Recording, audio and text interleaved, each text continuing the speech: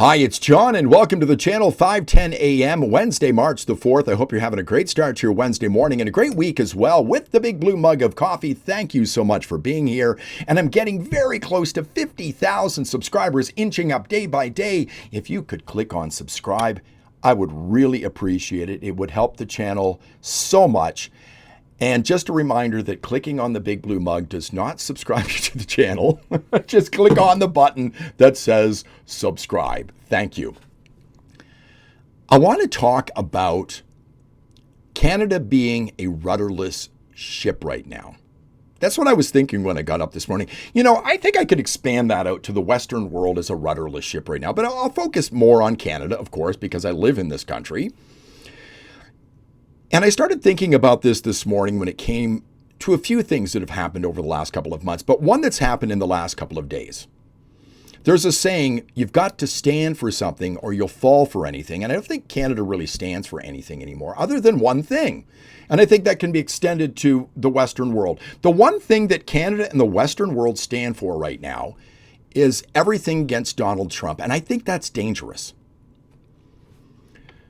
The attack on Iran the other day was something I was fully in favor of. And most right-minded people, and I mean that from a standpoint of right and wrong and right-minded from the political spectrum definition of right, I think most right-minded people would think it was a good thing to get rid of a totalitarian, authoritarian country and state that subjugates women, that kills women for not covering their faces, that kills its citizens by the tens of thousands, and sponsors terror around the world. I think most right-minded people think that's a good thing, but that's not what has happened. And it's not happened when it comes to governments as well. Canada is rudderless on this issue and on many things right now, to its peril, and to its citizens' peril as well. I want to take you to this story from the Hill Times. Can Carney reconcile his Davos goals with complicity in the Iran war? Now, when this attack happened the other day, Prime Minister Mark Carney came out in favor of this attack. And I thought, good. Mark Carney did something that was correct. He came out in favor of getting rid of the authoritarian, totalitarian regime, which I just described. But folks, things have changed because Canada has no rudder. You see, to the Liberals, polling and vote count is more important than Canadian sovereignty, integrity, and security. Here's a poll that has come out just recently, and this is Rick Bell in the Calgary Sun. From the Calgary Sun, Trump-obsessed Liberal Canadians just hate U.S. taking on Iran. Angus Reid poll shows half of Canadians oppose the U.S. and Israeli airstrikes in Iran. They hate President Trump. They hate the airstrikes. And this is amazing. Let's just read a bit of this story, not a lot. Don't want to bore you to death. Get this, only 17% of Liberal voters back the strikes against Iran, fewer than 1 in 5. 2 out of 3 Conservative voters support the airstrikes. There is a glimpse of sanity. In every part of Canada, those who oppose the U.S.-Israel airstrikes outnumber those supporting them. In every part of Canada except one, in one part of this country, opinion is evenly split, and that is Alberta. God, I love Alberta. A little bit more. It should come as no surprise Prime Minister Mark Carney spent Tuesday making sure he was more aligned with his Liberal team and his Liberal base of voters. On the weekend, the Prime Minister wanted to be clear and offered quick support for the U.S. and Israeli strikes against Iran. On Tuesday, Carney said he supported the strikes with regret and added he feels the actions appear to be inconsistent with international law. Carney saw the polls. Canada is rudderless. The Prime Minister says he is being realistic. Canada would not have encouraged the U.S. and Israel to strike Iran, but Mark Carney is still backing those initial attacks. That is not a blank check. That is not us participating. That is not us asking for something in exchange for that. None of that's true. In fact, he says while Canada hasn't made a formal judgment, those initial strikes seem to violate global rules. It appears that these actions are inconsistent with international law. Carney's initial instinct on this attack the other day was right. We're getting rid of an authoritarian, totalitarian regime, probably saving tens of thousands of lives here, but the polling numbers came in. And he's got an election to be concerned about in the near future, perhaps. So he changed his mind. He's dithering. Canada is a rudderless ship heading for the rocks. But this isn't unusual for Western leaders. This story's popped up over the last couple of days. This is on the Telegraph. Why Keir Starmer cannot afford to lose more Muslim voters. Just the first line of this story, Donald Trump has suggested Sir Keir Starmer's reluctance to support U.S.-Israeli attacks on Iran is because of his fear of backlash from Muslims at the ballot box. His Labour Party is depending on Muslims in the UK, which they brought in by the tens of thousands to support him in an upcoming election. Looking at the votes, looking at the polling numbers, and of course, it's Donald Trump as well. But this isn't unusual. Everything is rudderless right now with Canada.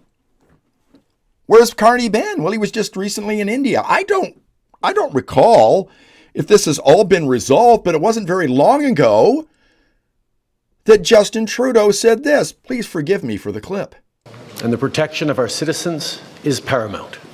That's why when our law enforcement and intelligence officials began pursuing credible allegations that agents of the government of India were directly involved in the killing of a Canadian citizen, Hardeep Singh Nijjar, on Canadian soil, we responded. As Prime Minister, it is my responsibility to provide reassurance to those who are feeling their safety has been compromised, but most importantly, it is my responsibility to take action. Has this issue been resolved? Does anybody know? Sorry about the Trudeau clip, but maybe he was right about this. But where was Carney this week? Because of Donald Trump, we got to make deals around the world. Let's head off to India. Here's a story that ran just before the election last year. Beijing has hit back at Canada, saying it's not interested in interfering in its affairs. It was after Ottawa warned that China and India could meddle in its election next month. And Niha Punia joins us live from New Delhi. Niha, we've heard China's response there. Of course, a list of 4. There's China, India, Russia and Pakistan. How has New Delhi reacted? Well, we've not heard a comment from the Ministry of External Affairs on these latest allegations, despite reaching out to them. But they did point me towards a comment that they had issued back in January when similar allegations were made, when India had rejected allegations of New Delhi trying to interfere in the internal processes of any country. That report is from less than a year ago, but we're assured that everything is just fine. Who is assuring us? The rudderless government.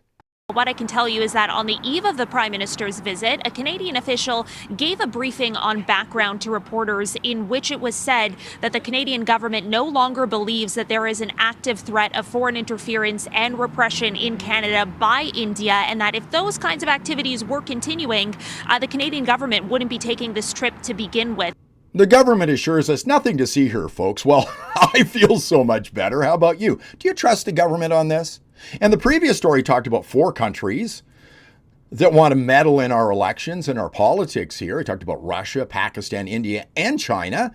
And Canada is steering its rudderless ship right towards Beijing right now. And Canada's rudderless when it comes to domestic policy as well. I mean, we're rudderless when it comes to making a trade deal with our biggest trading partner, rudderless on the economy, we're rudderless when it comes to debt and deficit, which are too high, rudderless on housing, food prices, cost of living, immigration, and climate alarmism. We know what we need to do to steer the ship in the right direction, but we're steering it right towards the rocks. And the problem is, just like that poll I showed you earlier about the conflict in Iran, too many Canadians are aboard the ship helping steer it rudderlessly right towards the rocks.